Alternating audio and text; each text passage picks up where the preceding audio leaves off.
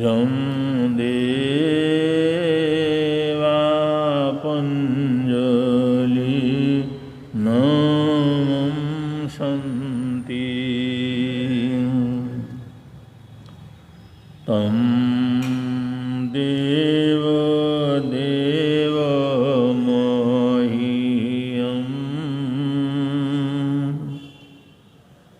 शिरसा वन्दे महावीरम्।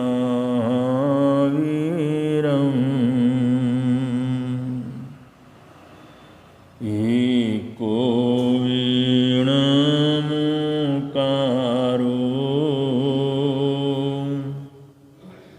जिणवरवशः सवद्धमानस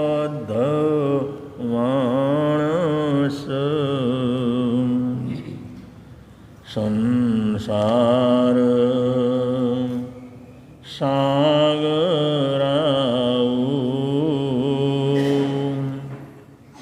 तारे नरं वनारिं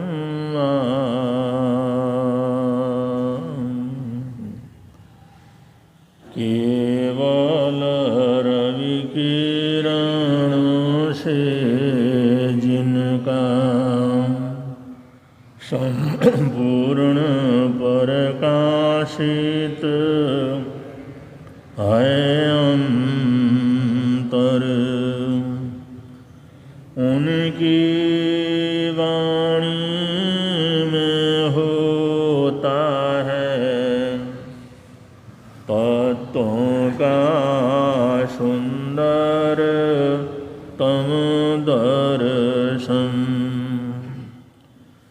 सत्य दर्शन बोधाचरण पथ पर अविरल जो बढ़ते हैं मुनिगण। अरहत देव परम आगम गुरु को, अरहत देव परम आगम गुरु को शत शत वंदन, शत शत वंदन, शत शत वंदन, शत शत वंदन।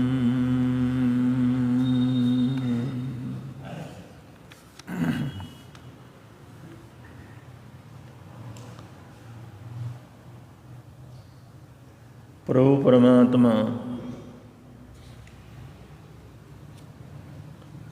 वर्धमान राजकुमार ने जब महलों को छोड़ा, परिवार को छोड़ा,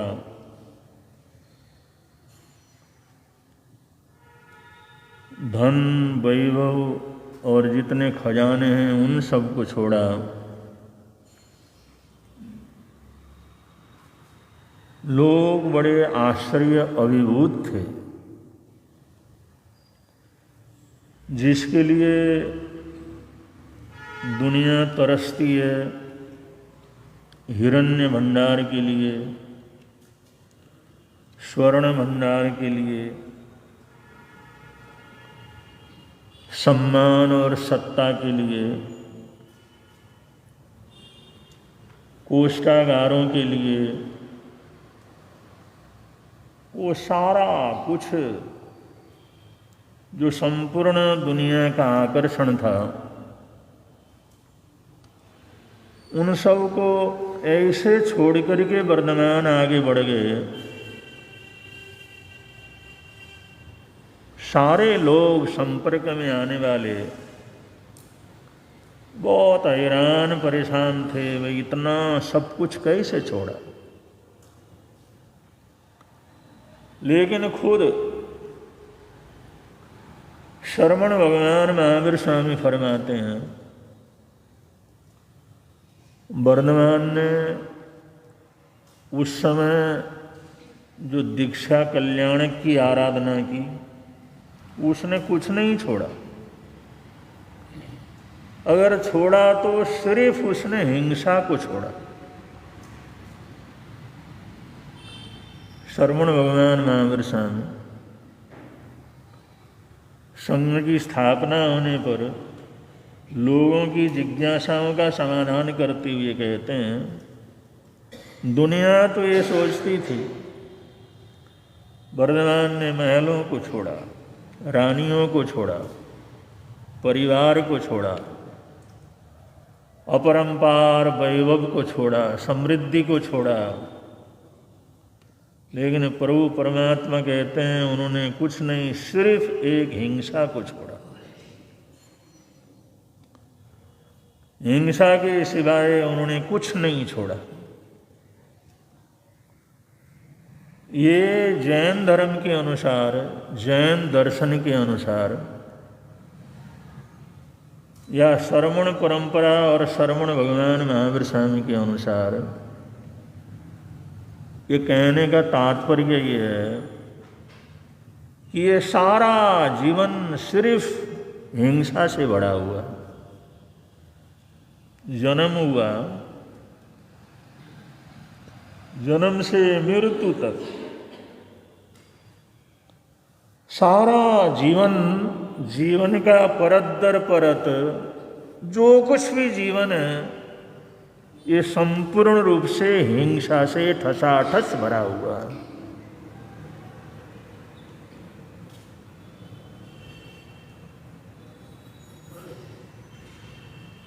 और अहिंसा की जिस समय बात आती है तो अहिंसा के लिए ये सबसे पहले प्रश्न पैदा होता है, हिंसा क्या है? अहिंसक होने के लिए हिंसा को छोड़ना है। और हिंसा क्या है? श्रवण भगवान महावीर स्वामी कहते हैं तुम्हारा जन्म हुआ, जन्म के साथ ही हिंसा परत दर परत तुम्हारे जीवन में भरा हुआ। तुम्हारे उठने में, तुम्हारे बैठने में, तुम्हारे खाने पीने में, तुम्हारे कपड़े पहनने में, तुम्हारे बड़े होने में, कमाई करने में, कोई ऐसा काम तो हो बिना हिंसा के। संपूर्ण जीवन पूरी तरह से ऊपर से नीचे तक हिंसाओं से भरा हुआ।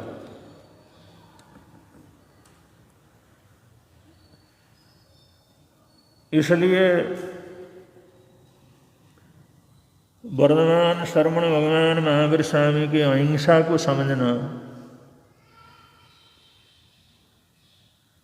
ये चरित्राचार में प्रवेश करने के लिए सबसे पहली जरूरत है। उन्होंने सबसे बड़ा दोष बतलाया हिंसा को, पाप का कारण बतलाया हिंसा को, अज्ञान और मिथ्यात्व बतलाया, वो हिंसा के कारण ही है। तो हिंसा को इतना कुछ उन्होंने बतलाया तो उसको समझना बहुत ज़रूरी है, क्योंकि हम लोग जैन करण अनुयोग के अनुसार चरित्राचार की तरफ आगे बढ़ रहे हैं। चरित्राचार के अंदर प्रवेश करने के लिए बहुत ज़रूरी है ये समझना कि हिंसा क्या है। तो प्रभु परमात्मा कहते हैं सारा जीवन हिंसा से भरा हुआ। और हिंसा क्यों होती है? प्रभु परमात्मा कहते हैं हमारे जीवन के अंदर जो जीने की इच्छा है, जीने की अपेक्षा है, जीने की ललक है, जीने का गहरा मन के अंदर जीने का भाव है, यही हिंसा को जन्म देता है। शास्त्रकार कहते हैं सब्बे जीवा बीच्छन्ति जीवियों न मरीचियों। कोई भी प्राणी हो, कोई भी कीट पतंगा हो, कोई भी जीव जंतु हो, बड़ा हो या छोटा हो, सिर्फ एक ही उसकी इच्छा रहती है, जीवियों मैं जीवित रहूं, न मरी जीऊं मैं न मरूं। सारा जगत और जगत के अंदर जो कुछ भी हो रहा है उसका मेन आधार सूत्र यही है, मैं न मरूं, मैं जीता रहूं और मरूं नहीं। श्रवण भगवान महावीर स्वामी कहते हैं कि अगर हम पूछें फिर जीना क्यों है, क्यों जी रहे हो, क्या करोगे जी करके, इसका उत्तर किसी के पास नहीं, कभी वो सोचता नहीं है। लेकिन एक ही तमन्ना है, मैं न मरूं और जीता ही रहूं, जीऊं। ये जीने की इच्छा के कारण ही तो ये सारा का सारा जो है, ये जितना प्रपंच है ये सारा जीने के लिए तो है, और न मरूं न मरने के लिए।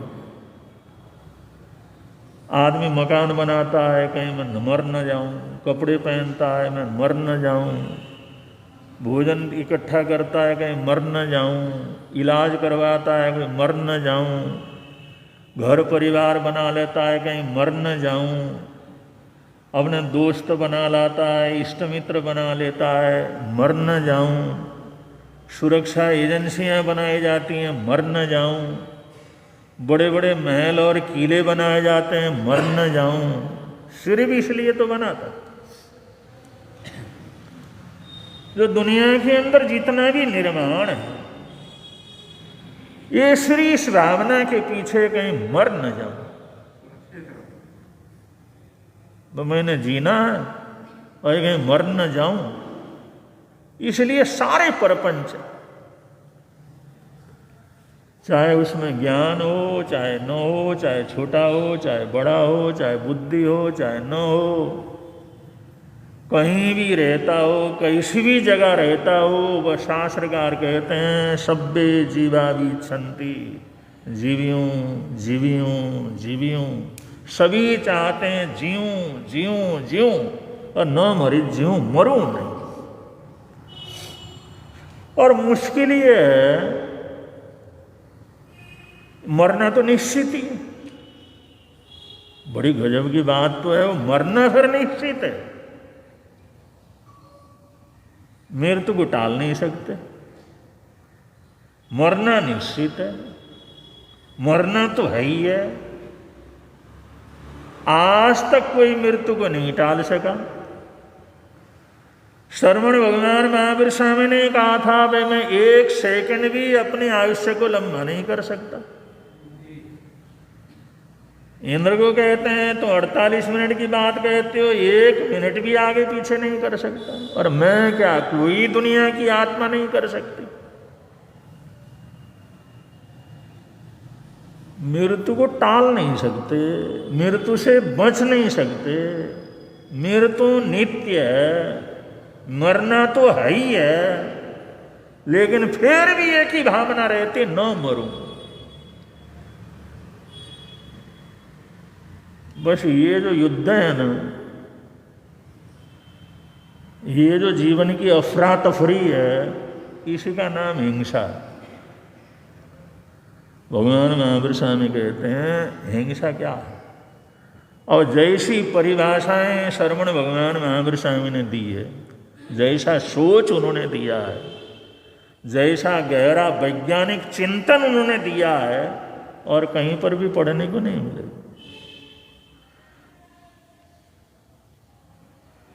जो जन्म लेता है वह जन्म लेते ही हायतगा मचाता है, जन्म लेते ही रोना धोना शुरू कर देता है, जन्म लेते ही खाने पीने की चिंता करता है, जन्म लेते ही सुरक्षा व्यवस्था को बनाना शुरू करता है कि मैं जीऊं, बस जीऊं, और फिर दुनिया भर की परिधियां, दुनिया भर की चीज़ें बनाता है। वो सब इसलिए बनाता है कि मैं मरूं नहीं और मृत्यु मेरे नज़दीक ना आए। वो आना ही आना, लेकिन उसको टाल नहीं सकता। भगवान महावीर स्वामी कहते हैं जन्म तो टल सकता है, जन्म ले जरूरी थोड़ी, न ले, पेट में ही मर जाए, जन्म ही न ले वो तो फिर भी संभव है, लेकिन मृत्यु को तो नहीं टाल सकते। जन्मने के बाद तो मरना तो पड़ेगा ही। तो महत्वपूर्ण क्या है? जीवन से भी ज्यादा महत्वपूर्ण तो मृत्यु है। जीवन से भी शाश्वत तो जय मृत्यु। जन्म न ले, बहुत से जीव जन्म नहीं लेते, आदमी कोई चिंता फिक्र नहीं करता, पता नहीं कितने जन्म की दौड़ के अंदर रहते हैं, एक आधे को जन्म मिलता है। वो कहते हैं जन्म की दौड़ में उस जन्म का सबसे पहला भोजन करने के लिए करोड़ों जीव जो है वहां पर दौड़ लगाते हैं,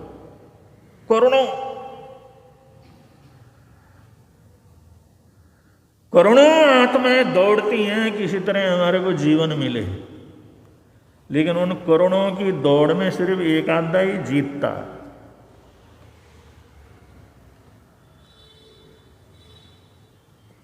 करोड़ों दौड़ते हैं, करोड़ों की रेस लगती है और करोड़ों में से एक जीतता है और सारे के सारे तो वहीं खत्म हो जाते। तो जन्म तो निश्चित नहीं है, और वो करोड़ों दौड़ रहे हैं, उसमें वो उसको जीवन मिले ना मिले भी निश्चित नहीं। लेकिन जिसको जन्म मिल गया उसको मृत्यु तो निश्चित है, और फिर भी कहता नहीं मरना नहीं, फिर कहता नहीं मरना, मैंने नहीं मरना। बस ये जो भाव है, ये जो सोच है, निश्चित रूप से मृत्यु होना है, मृत्यु है, मृत्यु को टाला नहीं जा सकता। हम कुछ भी जिंदगी के अंदर कर लें, लेकिन मृत्यु हमारे जीवन से टलने वाला नहीं है। लेकिन फिर भी हर कदम हम सोचते रहते हैं कहीं मर तो नहीं जाता, मृत्यु तो नहीं आई। जिस महल में, जिस घर में बैठता हो, रात को बाहर निकलेगा नहीं, जरा सी आवाज हो गई तो डर जाएगा, कहीं चूहा घूमने लगे तो एकदम डर जाएगा। अरे तुम्हारा अपना मकान है, तुमने बनाया है, अब बाहर आंगन में जाने के लिए डर रहे। मैंने कहा अंधेरा है तो मरने का डर है, कहीं मर न जाऊं। जरा सी आवाज हुई होता, बेटा देख ले क्या आवाज हुई पीछे, उसे तो कैसे जाएं भाई पीछे। उन्होंने कहा चलो सब मिल करके जाते हैं, अकेला जाए तो सोचता कि मर न जाऊं। ये मर न जाऊं, ये कितना हमारे जीवन के अंदर भरा हुआ है। ये जो जीने की जिजीविषा है, जीने की आसक्ति है और मृत्यु को टालने की कोशिश है, बस इसी से सारी हिंसा पैदा होती है। इसी को हिंसा कहते हैं।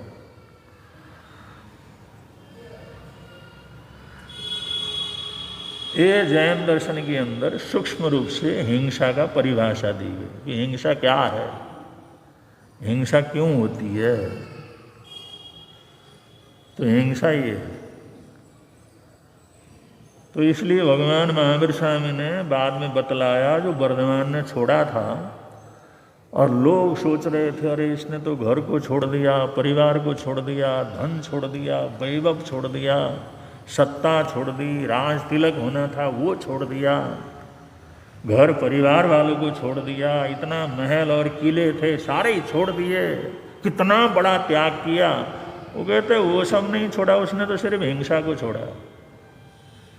कि वो सारी की सारी चीजें हिंसा के परिणाम है, वो हिंसा के ही रूप है, वो हिंसा से ही बने हैं वो सारे।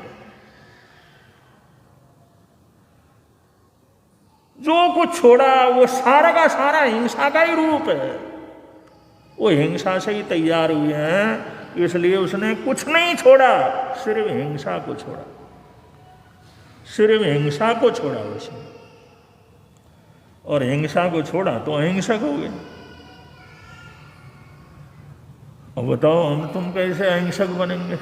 भगवान महावीर स्वामी कहते हैं वर्धमान ने छोड़ा कुछ भी नहीं, सिर्फ हिंसा को छोड़ा और वो हिंसा को छोड़ करके वो अहिंसक हो गया।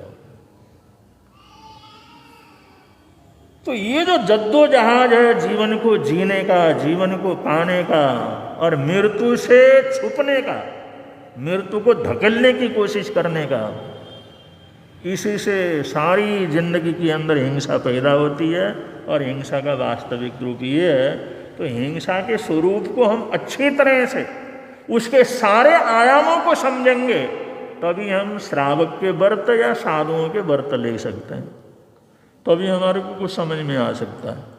इसलिए ये जो चरित्राचार का जो वर्णन कर रहे हैं उसमें सबसे पहले इन चीज़ों को समझना जरूरी है। एक आदमी ने अपराध किया तो उसको पता लग गया तो गिरफ्तार हो गया, उसका मुकदमा चला तो मुकदमा चलने के बाद उसको फांसी की सजा हो गई, तो इसको फांसी के ऊपर लटका दो। और उसने बहुत कोशिशें की, बहुत कोशिश की, सब जो बेकार हो गया। अब ये निश्चित हो गया अमुक दिन उनको फांसी लगना है। तो सुबह जेलर आए, उन्होंने दरवाज़ा खोला, उसको पकड़ा, उन्होंने कहा चल भाई आज तेरे को फांसी होने जा रही है, आज का यही दिन तो थोड़ा सा टाइम बचा, यही है बस तेरे को फांसी हो रही है। उसको सब पता है, गया। अब फांसी के तख्ते के ऊपर जिस समय चढ़ने लगा तो अड़ गया वहाँ पर, मैं तो नहीं चढ़ता इसमें। उन्होंने कहा क्यों नहीं चढ़ेगा, फांसी हुई तेरे को। उन्होंने कहा ये सीढ़ियाँ बहुत कमज़ोर हैं, ये सीढ़ियाँ तुमने बना रखी हैं ना बहुत कमज़ोर हैं, मैं कैसे चढ़ूँगा इसमें। अगर ये सीढ़ियाँ उल्टी पुल्टी हो गई, कहीं मैं गिर गया, कहीं मेरा पैर लचक गया, कहीं पैर टूट गया, कहीं मेरा हाथ पैर टूट गए, फिर क्या होगा। तो कम से कम सीढ़ियाँ तो मजबूत बनाते, इसमें नहीं चढ़ सकता, सीढ़ी पक्की बनाओ। वो जेलर वगैरह कहने लगे मरने के लिए जा रहा है, तो फांसी हो रही है। अरे तेरे फांसी की सजा है, फांसी के फंदे के ऊपर लटकना, अब कह रहा सीढ़ी कमजोर है। अरे मरने जा रहा है तो ये सीढ़ी कमजोर हो या पक्की हो, इसमें क्या लेना देना।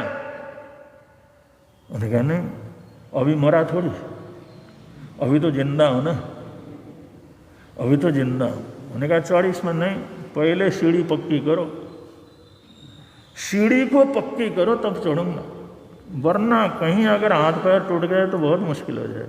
अरे मरना है ना। उन्होंने कहा बाय द वे नहीं मरा तो, बाय द वे नहीं मरा तो जिंदगी भर जे लंगड़ा होकर के जीऊंगा, जिंदगी भर अपचाहित होकर के जीऊंगा। नहीं, सीढ़ी ठीक करो पहले। और वो फांसी के तख्ते के ऊपर चढ़ने के लिए जा रहा है, मृत्यु निश्चित है, अदालत ने उसको पूरी तरह से दे दिया है ऑर्डर, इसको मौत दे दो। अब भी उसके मन के अंदर है कहीं अगर बच गया तो ठीक।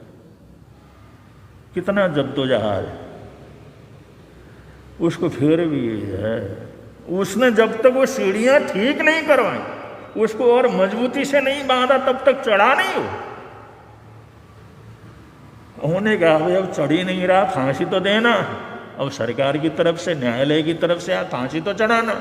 अब ये तो ऊपर चढ़ने को तैयार नहीं, तो उन्होंने अच्छी तरह से मजबूत करके बनाया, उसको हिलाया। देख इसमें जितना भी हिलाओ, हिलने वाले नहीं, चढ़ अब तो उसमें संभल संभल करके चला, बहुत संभल संभल करके,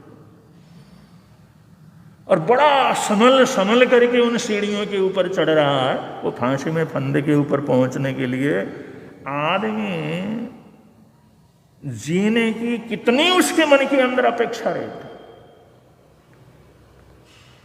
इसलिए वो ज्ञानी कहते हैं सभ्य जीवा बीछंती जीवियों जीवियों जीवियों, व जीऊं किसी तरह संभल संभल करके ऊपर चढ़ा, फिर उसने पकड़ा, फिर उसके ऊपर फांसी का फंदा लगा दिया, ऊपर से टोपी लगा दी।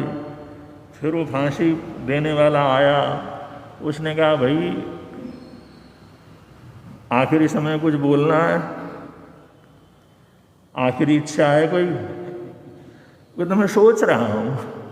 सोच रहे? उन्होंने कहा क्या सोचेगा? अरे वो तो बोल दे सोचेगा क्या, क्या सोच रहा है? उन्होंने कहा क्या बोल रहा है? वो कहता मैं अभी सोच रहा हूँ। तो अधिकारी चढ़ के गया। उन्होंने कहा क्या सोच रहा है? कि मैं ये सोच रहा हूँ जिस अपराध को करने से पकड़ा गया और आज मेरी ऐसी स्थिति, तो दोबारा जन्म मिला तो अपराध इतने होशियारी से करूं जिससे पकड़ा न जाऊं और ये मुसीबत ना आ जाए, ये सोच रहा हूं। मरते मरते भी अगले जन्म के लिए सोच रहा है, मरते मरते के लिए भी ये सोच रहा किसी तरह जीऊं, किसी तरह ये मृत्यु टल जाए, कोई मृत्यु मेरे पास ना आए। लेकिन मृत्यु ने तो निश्चित रूप से आना, उससे लड़ रहे हैं। ये जो हमारे जीवन की जद्दोजहाद है, चाहे कुछ भी करते हो, धर्मात्मा हो अधर्मात्मा हो, अच्छे हों बुरे हों, ये जो हमारी जद्दोजहाद चलती रहती है जिंदगी के अंदर, यही हिंसा का कारण है। ये सारी हिंसा, सारे जो है पाप का कारण यही है।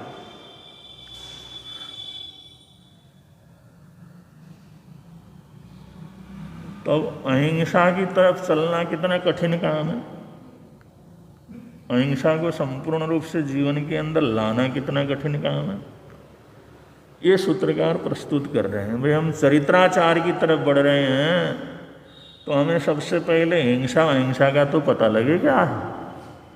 हिंसा अहिंसा का पता ही नहीं है तो फिर हम क्या जो है अहिंसक बने, इसलिए हिंसा की बात बतला रहे। तो ये हिंसा की बात आगे किस तरह से चलती है समय के अनुसार बतलाएंगे। बड़े प्रेम से आप लोग बोलेंगे, मिलता है आनंद प्रभु की वाणी से, मिलता है आनंद प्रभु प्रवर्तक शांति गुरुवर प्यारे, प्रवर्तक शांति गुरु जीवन नैया के रखवारे, जीवन नैया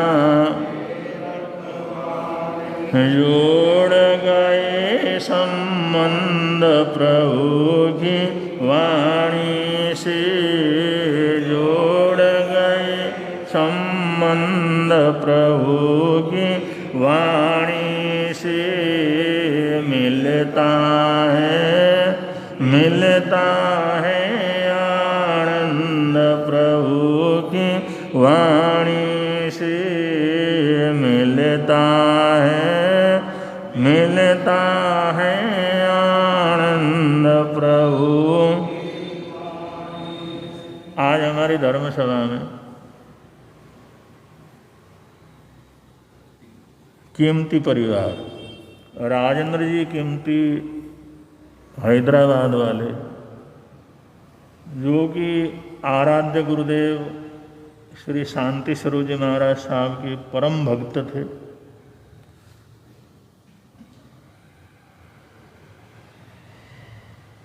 आज हैदराबाद से श्री राजेंद्र जी कीमती, उनकी धर्मपत्नी श्रीमती पुष्पा कीमती अपने बच्चों के साथ, बहुओं के साथ, बेटों के साथ यहाँ पर आई हुई हैं। ये परिवार गुरु महाराज से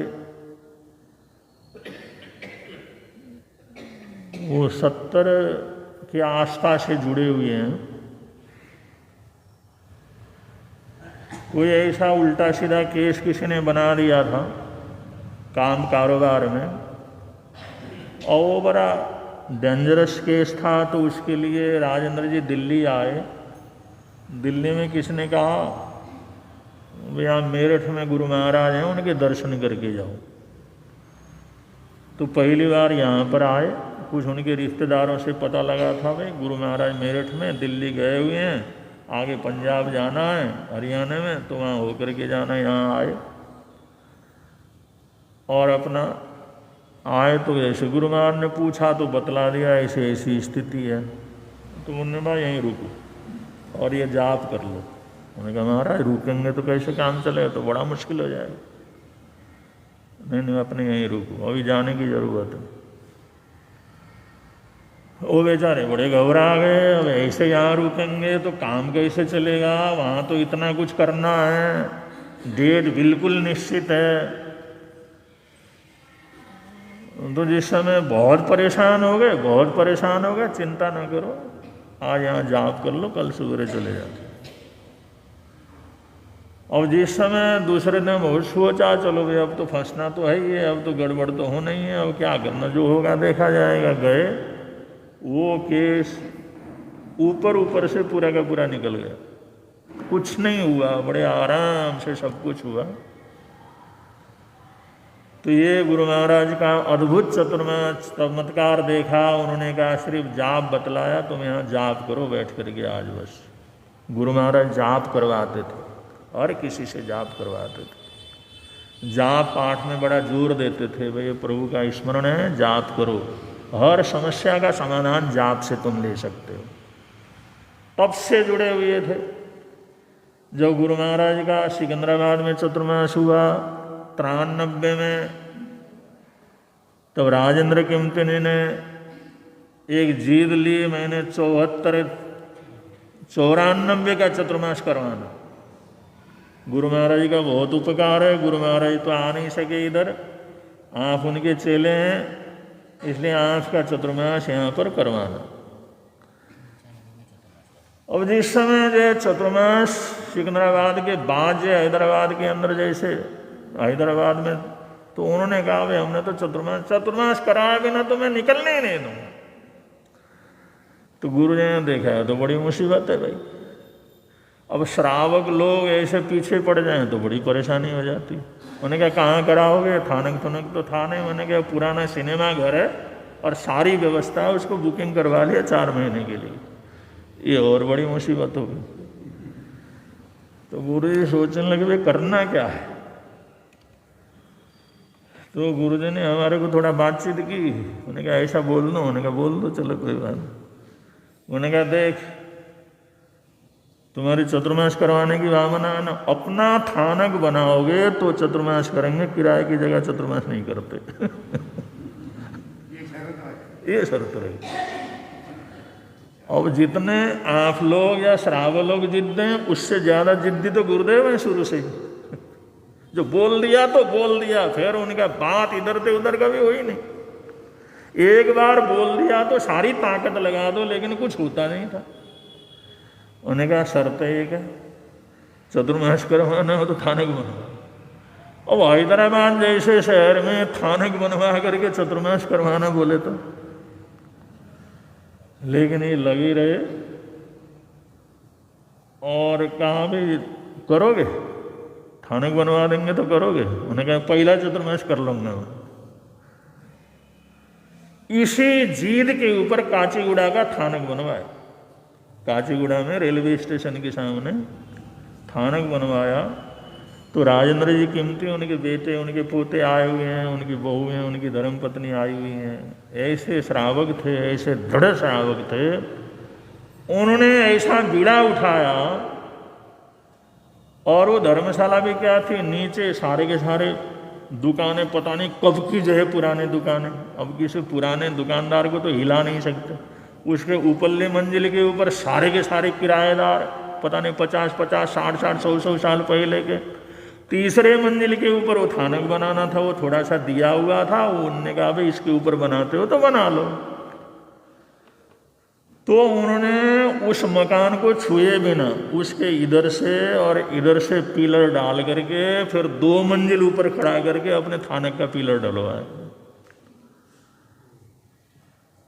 और उसी शर्त के ऊपर 94 का करवाना था। 94 तो काम करने में लग गया। 95 में बम्बई थे, बम्बई आके कहने लगे हमने थानक बना लिया, वापस चलो चतुर्मास के लिए। फिर बम्बई से गुरुजी ने कहा भाई वचन दिया है तो वचन कैसे तोड़ सकते हैं भाई, अब इन्होंने इतना कुछ कर लिया है, हमारी एक बात के ऊपर तो चलो भाई, अब जो भी है, दूर भी है, घर में भी है, मुसीबत भी है, लेकिन अब चलो अब इतना किया। फिर बम्बई से वापस हैदराबाद गए, फिर वहाँ पर चतुर्मास की वो थानक बना। और काचीगुड़ा में पहला चतुर्मास तो 95 का हमारा हुआ, 95 का करके फिर हम कलकत्ता चले गए थे, और वापस हमारा चतुर्मास हुआ 18 को 2018 को गुरुदेव की प्रेरणा से वहाँ पर धर्मशाला की नींव डाली। अब 7 मंजिली धर्मशाला बन गई है वहाँ भी। अरे तुमने थानक तो बना लिया, ये धर्मशाला तो है नहीं, ठहराने के लिए कभी कहीं कभी कहीं कभी कहीं, धर्मशाला तो बनाओ। उन्होंने कहा चलो आपके हाथ से ही शिलान्यास करवाते हैं। यहाँ पर वो गुरु जी के मंगल पाठ से शिलान्यास हुआ और 7-8 मंजिली धर्मशाला वहाँ पर बन गई, सारे काम वहाँ पर हो जाते हैं। अभी राजेंद्र कुमार जी तो नहीं रहे, उनका परिवार है और उनके बेटे आए हुए हैं जो उनके काम को, उनके स्वप्न को, उनकी भावना को बढ़ चढ़ा करके आगे बढ़ा रहे हैं। तो ये परिवार जैसे इनका गोद कीमती है, वास्तव में कीमती लोग हैं और समाज के लिए बहुत कुछ करते हैं। तो इस परिवार की, ये धर्म की जाओ जलाली आगे से आगे बढ़े, ऐसी मंगल कामनाएं हैं।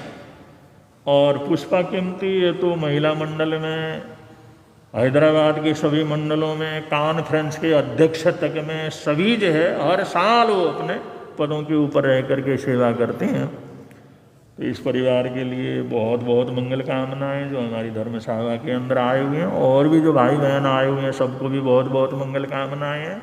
आज का अगर किसी भाई बहन का एकासना भी आसना हो तो बचखान ले सकते हैं। आज के एकासने भी आसने का बचखान तस्वंते पड़िक वो सरे बसो। आज का अगर किसी का आयमिल उपवास हो, आज का जाप है श्री अजितनाथ भगवान को वंदन बारंबार, श्री अजितनाथ भगवान को वंदन बारंबार, श्री अजितनाथ भगवान को वंदन बारंबार, श्री अजितनाथ भगवान को वंदन